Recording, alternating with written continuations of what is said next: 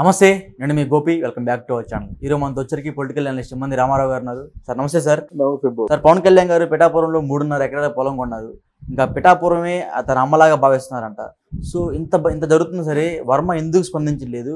చంద్రబాబు గారు మొదటగా చెప్పారు, నీకు మొదటి వరుసలోని ఎమ్మెల్సీగా ఇస్తామని. ఎమ్మెల్సీ కూడా ఇవ్వలేదు.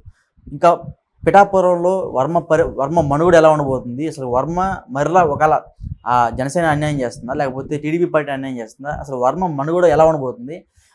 జనసేన మోసం చేస్తుంటే మరలా పవన్ కళ్యాణ్ పైన రెబల్గా తిరగబడే అవకాశం ఉందంటారా? అంటే ఇక్కడ మీరు అడుగుతున్న ప్రశ్నలన్నీ చాలా మంచి ప్రశ్నలు. ఎందుకంటే తొందరపడ్డాడు పవన్ కళ్యాణ్ ఆ ల్యాండ్ అక్కడ కొని. ఏమవుతుందంటే నేను తిష్ట వేసి కూర్చుంటాను పిఠాపురంలో అనే మాట వస్తుంది. దాంతో పిఠాపురంలో స్థానికంగా ఎంతవరకు లీడర్స్గా ఉన్న వాళ్ళందరూ ఒకసారి ఉలిక్కి పడతారు.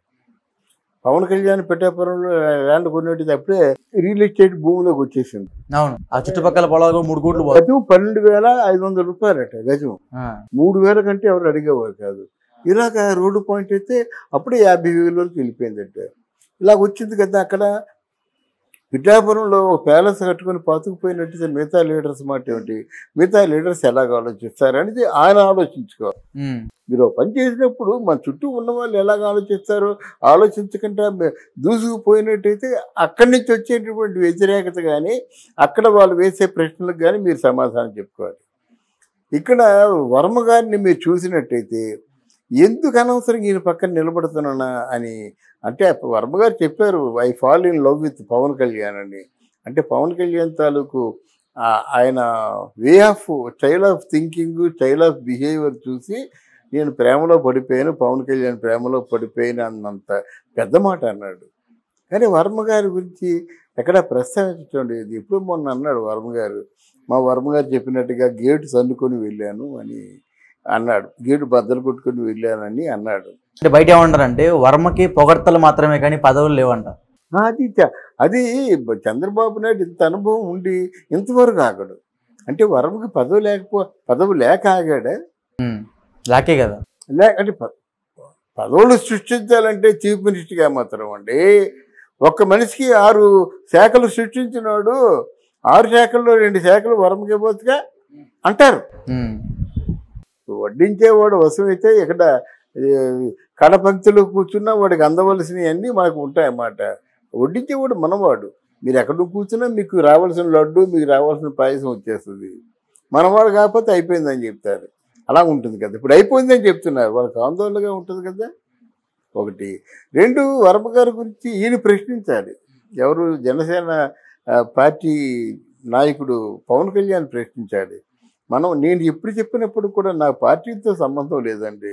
జనవాక్యాన్నే చెప్తాను, జనం గొంతే వినిపిస్తాను. నేను ప్రేక్షకుడు కూడా దయచేసి అర్థం చేసుకోవాలి, ఏ పార్టీతో మన సంబంధం లేదు.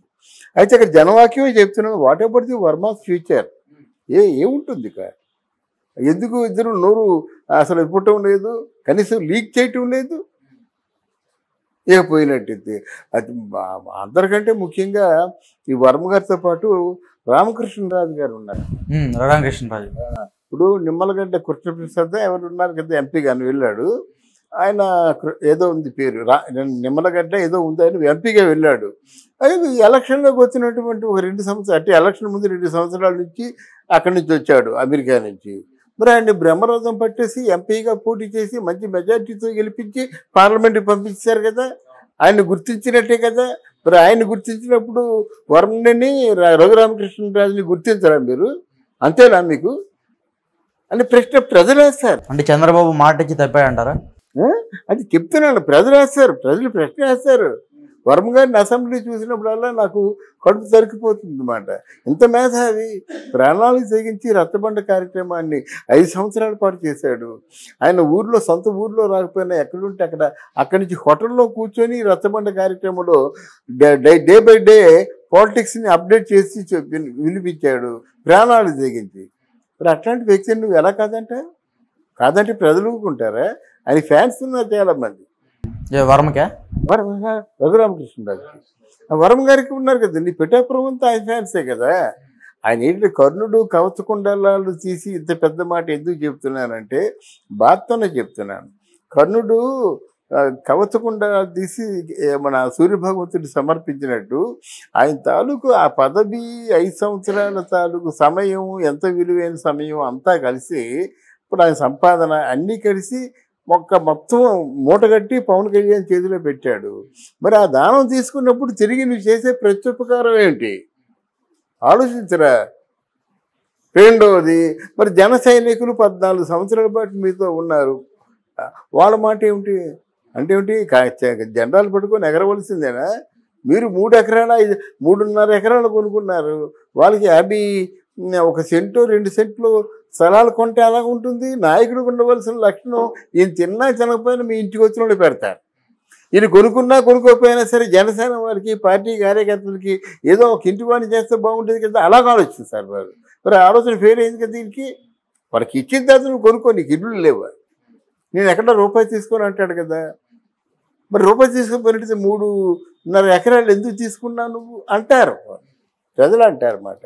అప్పుడు ఈ నిద్రాహారాలు మానేసి మొగుడిని పిల్లల్ని మానేసి మగవాళ్ళు అయితే పిల్లల్ని మానేసి 14 సంవత్సరాలు బట్టి కష్టపడుతుంటే మరి వాళ్ళకి ఏమి ఇస్తున్నావు నువ్వు ఆలోచించారు కదా. ఊరికే కష్టపడ్డారు కదండి, ఊరికే నమ్ముకొని కూర్చోరు కదా. అంటే ఎందుకు నమ్ముకుంటారు? ఈయన బాగుంటే మనం బాగుంటాం. ఎవరైనా సరే ఇప్పుడు జన సైనికుల గురించి, వీర మహిళల గురించి చెప్పేది అంటే ఆయన బాగుంటే మనం బాగుంటామనే ఒకే ఒక విశ్వాసం కదా. ఆయన అధికారంలోకి వస్తే చాలు అనుకున్న వాళ్ళు ఎవరు ఉండరండి. వర్మకు 3 కోట్లు ఇచ్చిన పవన్ కళ్యాణ్ అంటున్నారు, వర్మకి పవన్ కళ్యాణ్ సపోర్ట్ చేసినందుకు వర్మకి 3 కోట్లు ఇచ్చారంట పవన్ కళ్యాణ్ గారు. 3 కోట్లు ఎలక్షన్లోను, ముఖ్యంగా పిఠాపురంలో అది పెద్ద లెక్క కాదండి. జర్నలిస్టులకు ఇస్తున్నారండి కోట్లు, అది పెద్ద లెక్క కాదు. ఇప్పుడు జర్నలిస్టులకు ఇస్తున్నారు. మరి ఎవరు ఆర్జీవీకి వైసీపీ వాళ్ళు 2 కోట్లు ఇచ్చారండి. ఆర్జీవీ జర్నలిస్ట్ కాదండి, ఆర్జీవీ డైరెక్టర్ రామ్ గోపాల్ వర్మ. మరి ఆయన ఎన్ని కోట్లు ఇచ్చారు? అదే లెక్కలో రాదు. వారు కంపేర్ టు వైసీపీ వాళ్ళు 100 కోట్లు. అలా పోసానికి ఎంత ఇచ్చారు? అలాగే ఇక్కడ సోకాలు కోన మేధాలు అనిపించుకున్నాడు జర్నలిస్టులకు ఎంత ఇచ్చారు ప్యాకేజీ? ఇప్పుడు కొత్తగా ఒకటి అనుకుంటున్నారు అన్నమాట, 5 సంవత్సరాలు జీతాలకు ఇచ్చేస్తారంట జర్నలిస్టులకి, ఛానల్స్కి. ఈ 5 సంవత్సరాలు మమ్మల్ని సపోర్ట్ చేయండి అనేటువంటి ప్రతిపాదన ఒకటి వచ్చింది తాజాగా. మార్నింగే విన్నాను, తాజాగా వచ్చింది ఆ ప్రతిపాదన. అందువల్ల ఇవన్నీ కాదు, కానీ ఏది జరిగినా మన వంతు బాధ్యత చెప్తున్నాను, మన ధర్మం చెప్తున్నాను, మన నాయకత్వం చెప్తున్నాను. జనరల్గా అండి నా కారులో తిరుగుతున్నాను, కొనకపోతే నా డ్రైవర్కి ఏదో ఇస్తాను కదా, వెహికల్ ఇవ్వాలి కదా, స్కూటీ అని ఇవ్వాలి కదా. లేకపోతే ఎందుకు దండగా మనల్ని కంటికి రెప్పలా కాపాడుకుంటూ ఉంటారు? ఆయన అడగవలసిన అవసరం లేదు, మన బాధ్యత కదా, మన బాధ్యత కదా. అడుగుతాడా? అడగడు, మన బాధ్యత కదా, వాడు హ్యాపీగా ఉండాలి కదా. అందువలన ఆ నాయకత్వ లక్షణాలు ఉంటే బాగుండేది, లేవు. కానీ డెఫినెట్గా జనసేన ముందు కొన్ని నిందలకి, నిందారోపణలకి బరి అయిపోతుందండి. ఇంకోటి వర్మ పరిస్థితి ఏంటి? ఇంకా ఫైనల్గా వర్మ పరిస్థితి ఏమిటంటే ఇప్పటికీ ఒక విశ్వాసం అన్నమాట, చంద్రబాబు రాజ్యసభకి పంపిస్తాడా అనేటువంటి గట్టి నమ్మకం. ఇక్కడ లోకల్ నామినేటెడ్ పోస్ట్ చేయమంటే చేయడు ఆయన. వర్మ గారిని నామినేట్ చంద్రబాబు రాజ్యసభకి పంపించే ఒక అవకాశం ఉంది. అలాగే ఎన్హాన్స్ చేయాలి. ఎన్హాన్స్ చేసినప్పుడు రఘురామకృష్ణరాజుకి ఆయన సంబంధించిన తీరులోనే ఆయన ఏంటంటే పదవి ఇవ్వాలి. అది అయితే వెలవలిపోతుందండి assembly. Okay sir, thank you.